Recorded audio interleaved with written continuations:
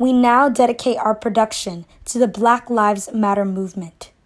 We ask you to take a moment of silence for all Black lives unjustly taken away, silenced, diminished, and excluded.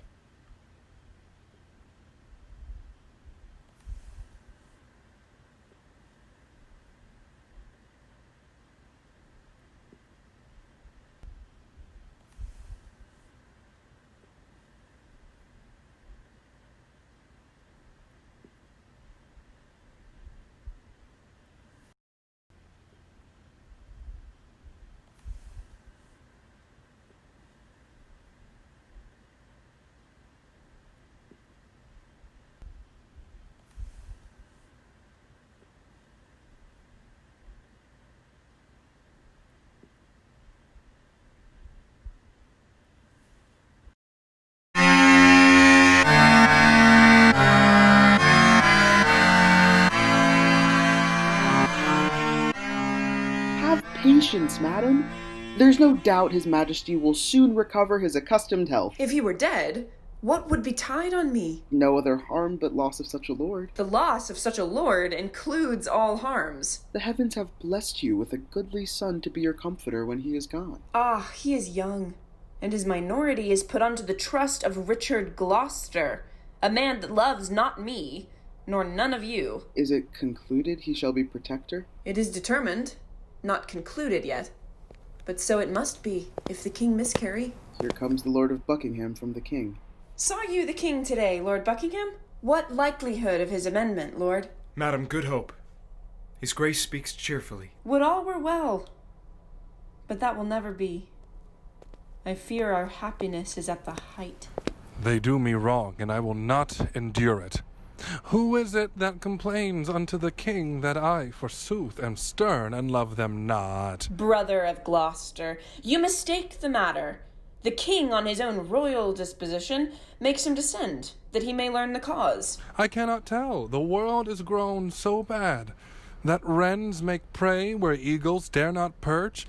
Since every jack became a gentleman, there's many a gentle person made a jack. My lord of Gloucester, I have too long borne your blunt upbraidings and your bitter scoffs. By heaven, I will acquaint his majesty of those taunts that oft I have endured. Small joy have I in being England's queen. A little joy enjoys the queen, therefore. For I am she, and altogether joyless. Hear me, you wrangling pirates that fall out, in sharing that which you have pilled from me.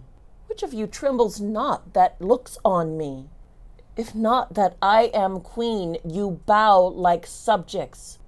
Yet that by you deposed, you quake like rebels. Ah, gentle villain, do not turn away. Foul, wrinkled witch, what makest thou in my sight?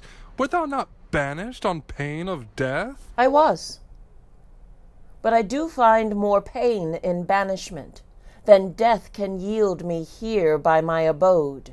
A husband and a son thou owest to me, and thou a kingdom, all of you allegiance.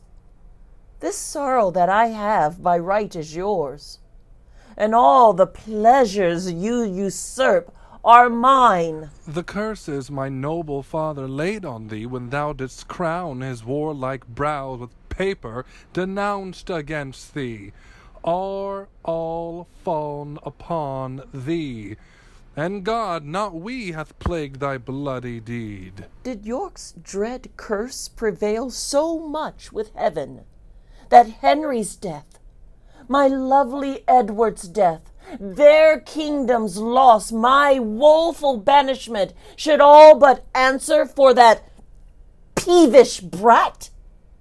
Can curses pierce the clouds that enter heaven? Why then, give way, dull clouds, to my quick curses. Though not by war, by surfeit die your king. Edward, thy son, that now is Prince of Wales, for Edward, our son, that was Prince of Wales, die in his youth by like untimely violence. Thyself a queen, For me that was a queen, outlive thy glory like my wretched self. Long mayest thou live to waylay thy children's death, and after many lengthened hours of grief, die neither mother, wife, nor England's queen. God, I pray him that none of you may live his natural age, but by some unlooked accident cut off. Have done thy charm, you hateful withered hag. And leave out thee? Stay, dog, for you shalt hear me. The worm of conscience still begnaw thy soul. Thy friends suspect for traitors while thou livest, and take deep traitors for thy dearest friends. No sleep close up that deadly eye of thine, unless it be while some tormenting dream affrights thee with a hell of ugly devils. Thou evilish marked, abortive, rooting hog! Thou loathed issue of thy father's loins, thou rag of honor, thou detested Margaret. Richard! Ha! I call thee not.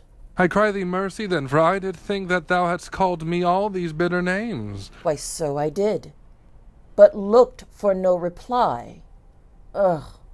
Let me make the period to my curse. 'Tis done by me, and ends in Margaret. Thus you have breathed your curse against yourself. Poor painted queen, vain flourish of my fortune. Why strewest thou sugar on that bottled spider, whose deadly web ensnarest thee about? Fool, fool, thy wettest a knife to kill thyself. The day will come that thou shalt wish for me, to help thee curse this poisonous buck-backed toad. Oh, but remember this another day, and say, poor Margaret was a prophetess. Live each of you the subjects to his hate, and he to yours, and all of you to God's.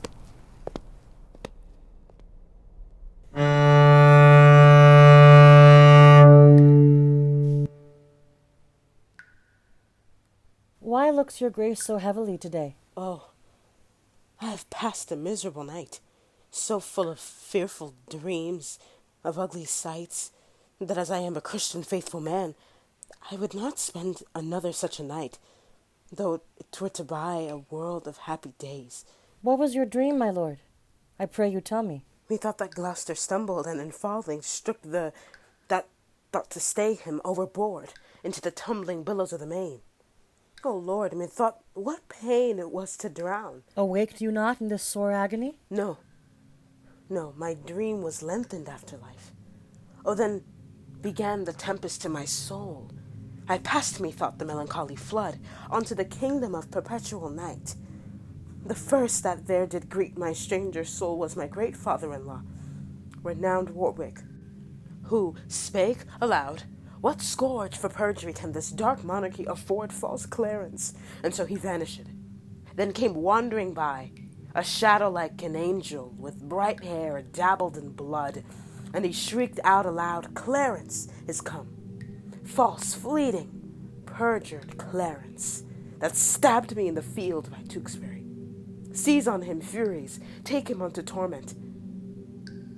With that methought a legion of foul fiends inured on me, and howled in mine ears such hideous cries, that with the very noise I trembling waked, and for a season after could not believe but that I was in hell. Such terrible impression made my dream. No marvel, lord, though it affrighted you, I am afraid, methinks, to hear you tell it. Ah, keep her. I have done these things that now give evidence against my soul, for Edward's sake, and see how he requites me. Keep her, I prithee, sit by me a while. My soul is heavy, and I fain would sleep. I will, my lord. God give your grace good rest. Ho, who's here? What wouldst thou, fellow?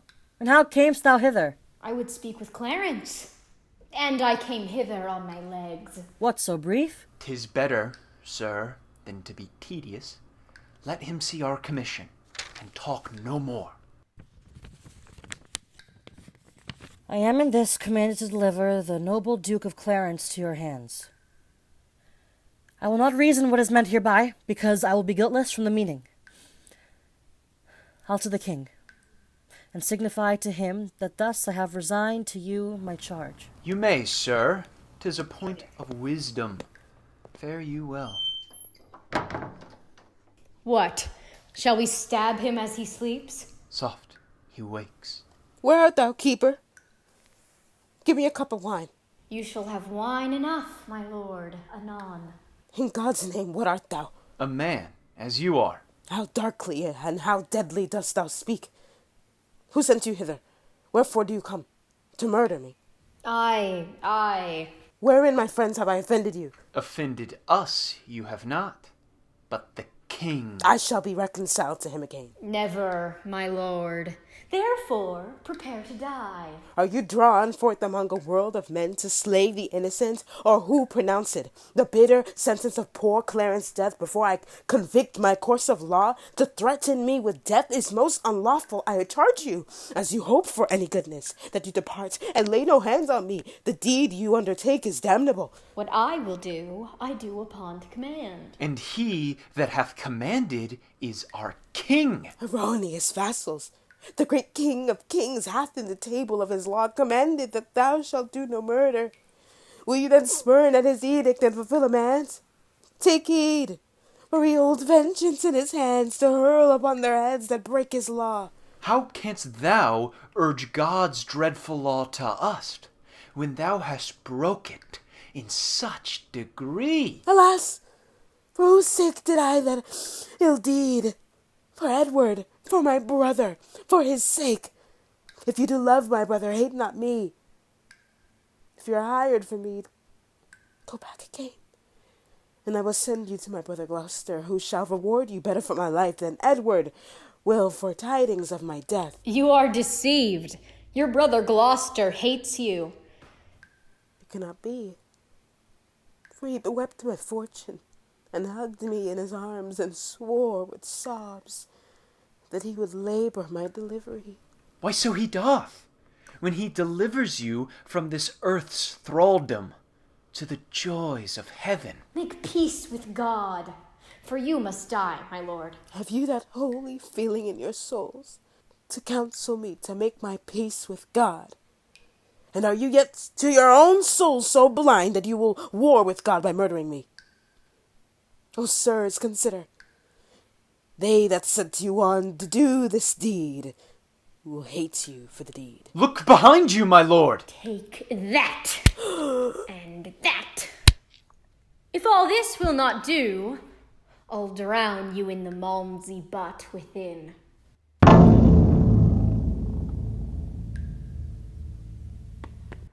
Who shall hinder me to wail and weep, to chide my fortune and torment myself? I'll join with deep despair against my soul, and to myself become an enemy. What means the scene of rude impatience? Edward, my lord, thy son, our king, is dead. If you will live, lament.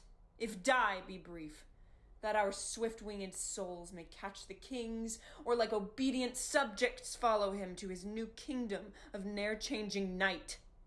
Ah, so much interest have in thy sorrow. As I had title in thy noble husband, I have bewept a worthy husband's death, and lived with looking on his images. But now 2 mirrors of his princely semblance are cracked in pieces by malignant death. And I, for comfort, have but one false glass that grieves me when I see my shame in him. Thou art a widow, yet thou art a mother, and hast the comfort of thy children left. Alas, I am the mother of these griefs. Your woes are parcelled, mine is general. She for an Edward weeps, and so do I. I for a Clarence weeps, so doth not she. Sister, have comfort. All of us have cause to wail the dimming of our shining star, but none can help our harms by wailing them. Madam, my mother, I do cry you mercy. I did not see your grace. Humbly on my knee I crave your blessing. God bless thee, and put meekness in thy breast, love, charity, obedience, and true duty. Amen. And make me die a good old man. That is the butt end of a mother's blessing. I marvel that her grace did leave it out. You cloudy princes, and heart-sorrowing peers, though we have spent our harvest of this king, we are to reap the harvest of his son. Meseemeth good that with some little train, forthwith from Ludlow, the young prince be fet hither to London, to be crowned our king. And so say I. Then be it so, and go we to determine who they shall be that straight shall post to London. Madam, you and my sister, will you go to give your censures in this business? My lord, whoever journeys to the prince, for God's sake, let not us two stay at home. For by the way, I'll sort occasion to part the queen's proud kindred from the prince. My other self, my counsel's consistory, I, as a child, will go by thy direction. And look, when I am king, claim thou of me the earldom of Hereford, and all the movables whereof the king my brother was possessed. I'll claim that promise at your gracious hand. And look to have it yield with all kindness. But after, cousin Buckingham, the mayor towards Guildhall hies him in all post. There, at your meetest advantage of the time, infer the bastardy of Edward's children. Doubt not, my lord, I'll play the orator, as if the golden fee for which I plead were for myself. And so, my lord, adieu. If you thrive well, meet me at Baynard's castle. I go, and towards 3 or 4 o'clock look for the news that the Guildhall affords. Now will I go to take some privy order, to draw the brats of Clarence out of sight, and give order that no manner person have any time recourse unto the princes. How now? What say the citizens? The citizens are mum. Say not a word. Touched you the bastardy of Edward's children? I did. With his contract with Lady Bona, the greediness of his desire, his own bastardy, as being got your father then in France, and his resemblance, being not like the Duke. Withal I did infer your lineaments, being the right idea of your father, both in your form and nobleness of mind. Indeed, left nothing fitting for your purpose. And when my oratory drew toward end, I bid them that did love their country's good cry, God save Richard, England's royal king. And did they say so? No. So God help me, they spake not a word. What tongueless bucks were they, would not they speak? Will not the mayor then and his brethren come? The mayor is here at hand. Intend some fear. And look you get a prayer book in your hand, and stand between two churchmen. Good my lord? For on that ground I'll make a holy descant. Oh, and be not easily won to our requests. I go, and if you plead as well for them as I can say nay to thee for myself, no doubt we bring it to a happy issue. Go up to the leads. The Lord Mayor knocks. Welcome, my lord. I dance attendance here. I think the Duke will not be spoke withal. Now, Catesby, what says your lord to my request? He doth entreat your grace, my noble lord, to visit him tomorrow, or next day. He is within, with 2 right reverend fathers, divinely bent to meditation. Return, good Catesby, to the gracious Duke. Tell him myself, the mayor, and aldermen, in deep designs, in matter of great moment, are come to have some conference with his grace. I'll signify so much unto him straight. My lord, this prince is not an Edward. He is not lulling on a lewd love bed, but on his knees, at meditation. Happy were England would this virtuous prince take on his grace the sovereignty thereof. But sure I fear we shall not win him to it. Mary, God defend his grace, should say us nay. When holy and devout religious men are at their beads, 'tis much to draw them thence. So sweet is zealous contemplation. See where his grace stands, 'tween two clergymen. Famous Plantagenet, most gracious prince, lend favourable ear to our requests, and pardon us the interruption of thy devotion and right Christian zeal. My lord, there needs no such apology. I do beseech your grace to pardon me, who earnest in the service of my God, deferred the visitation of my friends. But leaving this, what is your grace's pleasure? Know then, it is your fault, that you resign the lineal glory of your royal house to the corruption of a blemished stock, which to recure we heartily solicit your gracious self to take on you the charge and kingly government of this your land, not as protector, steward, substitute, or lowly factor for another's gain, but as successively from blood to blood your right of birth, your emperor, your own. Your love deserves my thanks, but my desert unmeritable shuns your high request. But God be thanked, there is no need of me. The royal tree hath left us royal fruit, which mellowed the stealing hours of time, will well become the seat of majesty, and make no doubt us happy by his reign. My lord, this argues conscience in your grace, but the respects thereof are nice and trivial. You say that the prince is your brother's son. So say we too, but not by Edward's wife. More bitterly could I expostulate, save that for reference to some alive, I give a sparing limit to my tongue. Then good, my lord, take to your royal self, if not to bless us and the land withal, yet to draw forth your noble ancestry from the corruption of abusing times, unto a lineal true derived course. Do good, my lord. Your citizens entreat you. Refuse not, mighty lord, this proffered love. Oh, make them joyful. Grant them their lawful suit. If you deny them, all the land will rue it. Will you enforce me to a world of cares?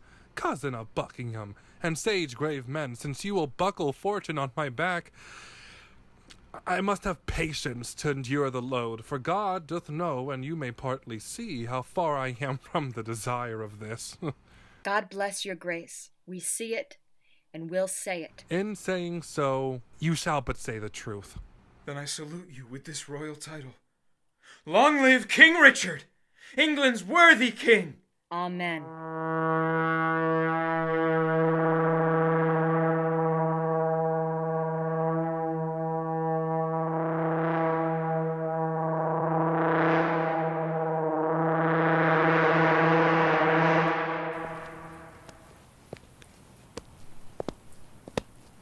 Who meets us here? Daughter, well met. God give your graces both a happy and joyful time of day. As much to you, good sister. Whither away? No further than a tower, and as I guess upon like the devotion as yourselves, to gratulate the gentle princes there. Kind sister, thanks. We'll enter all together. And at good time, here the Lord Catesby comes. How doth the prince, and my young son of York? Right well, my dear madam. By your patience, I may not suffer you to visit them. The king hath strictly charged the contrary. The king? Who's that? I mean, the Lord Protector. The Lord protect him from that kingly title. I am their mother. Who shall bar me from them? I am their father's mother. I will see them. No, madam, no. I may not leave it so. I am bound by oath, and therefore pardon me. Let me but meet you ladies 1 hour hence, and I'll salute your grace of York as mother, and reverend looker-on of 2 fair queens. Come, madam, you must straight to Westminster, there to be crowned Richard's royal queen. Oh, ill-dispersing wind of misery. Oh, my accursed womb, the bed of death. A cockatrice hast thou hatched to the world, whose unavoided eye is murtherous. Come, madam, come. I in all haste was sent. And I with all unwillingness will go. Oh, would to God that the inclusive verge of golden metal that must round my brow were red-hot steel to sear me to the brains. Anointed let me be with deadly venom, and die ere one man can say, God save the Queen. Go, go, poor soul, I envy not thy glory. To feed my humour, wish thyself no harm. No. Why? When he that is my husband now came to me, as I followed Henry's course, this was my wish. Be thou, quoth I, accursed, and be thy wife, if any be made so mad, more miserable by the life of thee than thou hast made me by my dear lord's death. Lo, ere I can repeat this curse again with so small a time, my woman's heart grossly grew captive to his honey words, and proved the subject of mine own soul's curse. For never yet 1 hour in his bed did I enjoy the golden dew of sleep, but with his timorous dreams was still awake. Poor heart, adieu. I pity thy complaining. Farewell, thou woeful welcomer of glory. Go thou to Richard, and good angels tend thee. Go thou to sanctuary, and good thoughts possess thee. I to my grave, where peace and rest lie with me. 80 odd years of sorrow have I seen, and each hour's joy racked with a week of teen. Stay, yet look back with me unto the tower. Pity those ancient stones, those tender babes, whom envy hath immured within your walls, rough cradle for such little pretty ones, rude ragged nurse, old sullen playfellow for tender princes. Use my babies well. So foolish sorrows bids your stones farewell.